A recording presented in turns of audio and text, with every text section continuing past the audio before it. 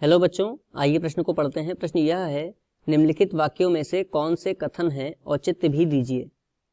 प्रत्येक वर्ग एक आयत होता है। प्रत्येक वर्ग एक आयत होता है। तो आइए सर्वप्रथम प्रश्न की मुख्य अवधारणा को जान लेते हैं। मुख्य अवधारणा,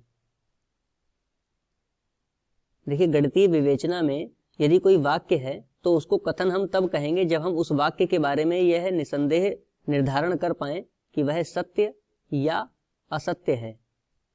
यदि हम यह निर्धारण निसंदेह कर पाते हैं तो हम यह कहेंगे कि दिया गया वाक्य एक कथन है। तो आइए इस मुख्य अवधारणा के आधार पर प्रश्न को हल करते हैं। प्रश्न में दिया गया वाक्य है, प्रत्येक वर्ग एक आयत होता है। तो देखिए वर्ग क्या होता है, वर्ग में आपस की चारों भुजाएं बराबर होती हैं। चारों भुजाएं बराबर होती हैं तथा सभी कोण 90 अंश के होते हैं। चारों भुजाएं बराबर होती हैं तथा सभी कोण 90 अंश के होते हैं।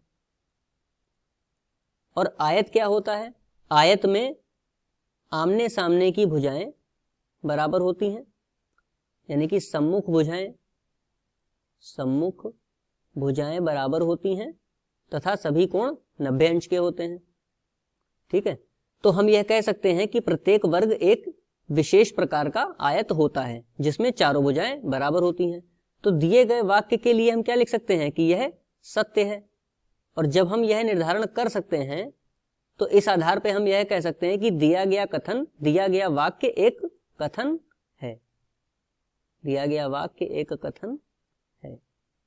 मुख्य अवधारणा के आधार पर यह दिए गए प्रश्न का उपयुक्त उत्तर है। आशा करते हैं आपको समझ में आया होगा। धन्यवाद।